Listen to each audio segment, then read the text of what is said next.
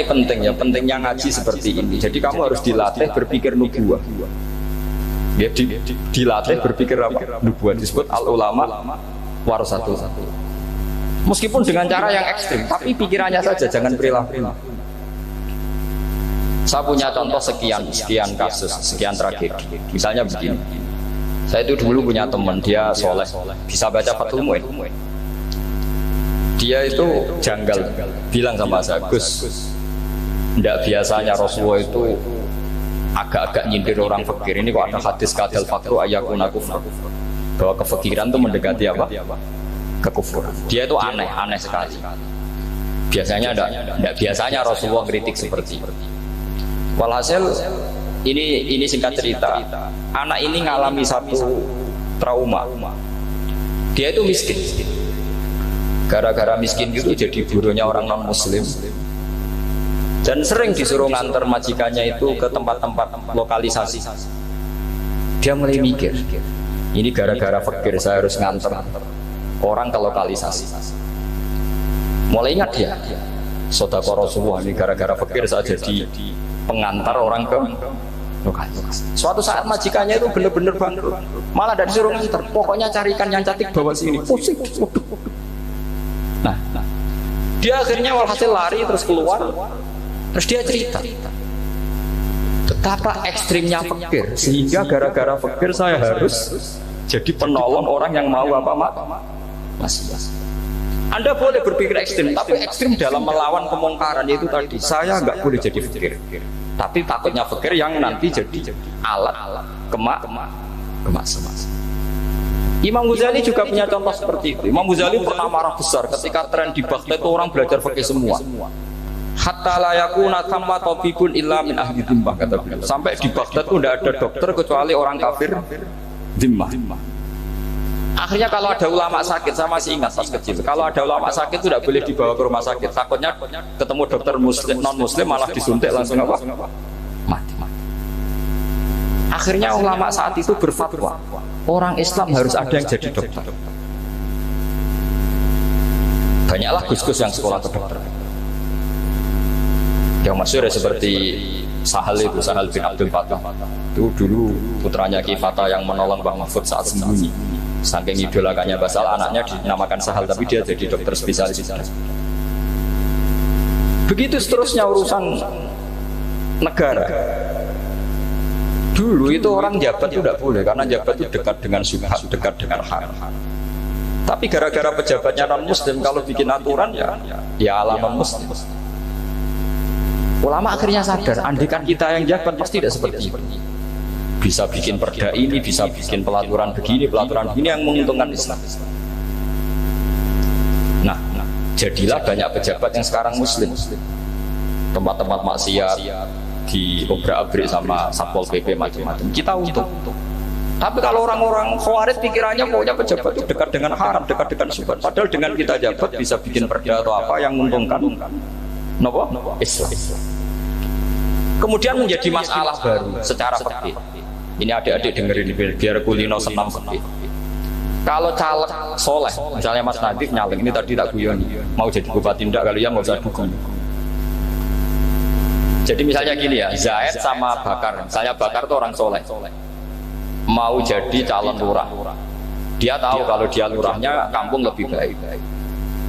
Kalau yang jadi ini Zaid, itu kampung itu rusak karena dia suka dugem, suka macam-macam.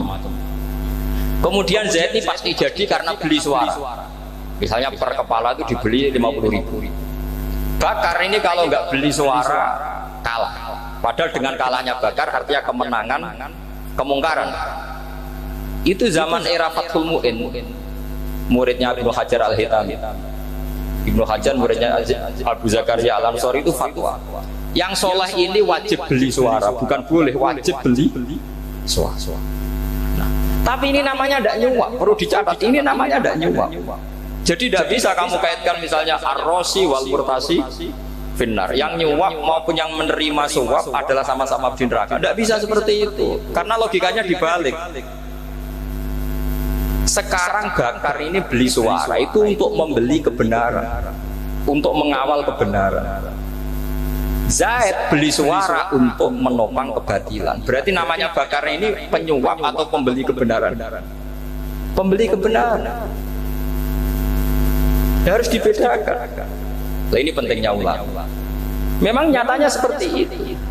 Yang dikatakan nyuap, riswah itu adalah membayar uang li'ibtolil haqqi, untuk membatalkan kebenaran atau membenarkan kebatilan, itu namanya nyuap. Tapi kalau mengeluarkan uang untuk menghakkan barang hak dan membatalkan barang batil, itu namanya uang perjuangan. Nah, ini pentingnya mikir. Jadi ulama itu mulai dulu sudah belajar. Nah, sekarang sudah banyak orang-orang khusyuk yang biasa di masjid itu khusyuk. Kalau ditanya zaman akhir rusak kabeh, wong soleh-soleh wis nyuap.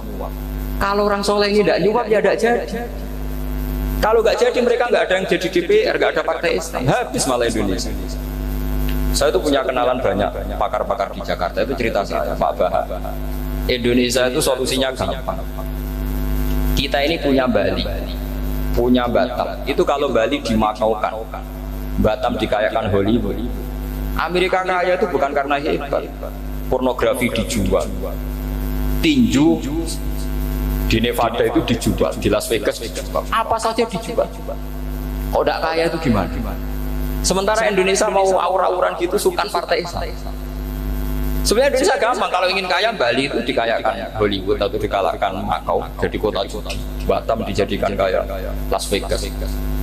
Itu transaksinya pasti triliunan. Orang kemana mau muda dijual, judi dijual, orang tinju dijual. Tapi gara-gara ada partai Islam, nyari rumus solusi ekonomi itu yang tidak seperti itu, akhirnya kangelan. Ya, akhirnya rapati suka. Tapi barokah tetap barokah partai apa? Yang menangnya caleg-calegnya rata-rata ya beli. Kalau udah beli habis. Saya bukan menghalalkan nyuap, enggak. Kalau nyuap tetap haram ila yaumil qiyamah. Tapi kalau suratul masalah seperti ini kamu mengatakan suap, itu beda. Ini suratul masalah yang tidak ada kaitannya dengan suap. Asal lawannya batil, kecuali lawannya sama-sama hak. Dua calon di kampung itu soleh sama soleh. Ini yang soleh bayar nggak boleh, karena siapapun yang jadi soleh itu nggak boleh. Makanya kalau cari musuh yang zalim biar halal ya. Iya, saya pernah ditanya seorang dosen. Gus, saya ini kalau baca sejarah perang Badar atau perang Uhud, yang saya tidak terima itu satu. Kenapa setiap ghanimah harta orang kafir dan istrinya orang kafir kok disita orang Islam, dan yang perempuan jadi amat, kemudian juga digauli orang Islam, yang hartanya orang kafir juga jadi asetnya orang Islam, kok kayak garong? Dia tanya seperti itu sama saya. Terus saya jawab, kalau sampean ada garong dan kemudian bawa senpi senjata api, kemudian garong Anda, penjahat Anda lumpuhkan, ya senpi itu harus Anda kembalikan. Monggo penjahat ini kagungan jenengan beto langsung,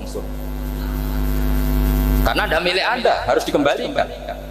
Wah, tidak bisa Bapak, kalau saya kembalikan pasti dipakai jahat lagi, dipakai kriminal lagi.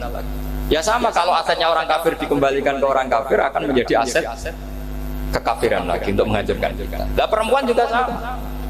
Perempuan itu alat produksi. Jika perempuan tadi dikembalikan ke orang kafir, maka kamu menolong populasi orang kafir. Ya seperti itu. Paham?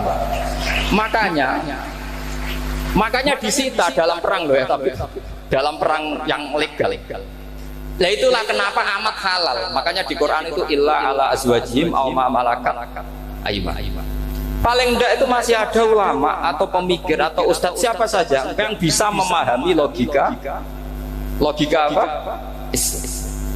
Nanti kalau ulama ini sudah meninggal, orang akan mencibir Islam dengan cara mengatakan Islam itu jahat, yaitu menyita hartanya orang kafir dan istrinya orang kafir setiap kali terjadi perang. Karena pemikiran ini pasti sama-sama kutubnya, sama-sama ekstrem. Jadi ini penting saya katakan. Makanya masyhur itu perdebatan Sayyidina Ali dan Muawiyah. Ini saya kutip sedikit. Ini ya sama-sama berpikir ekstrem.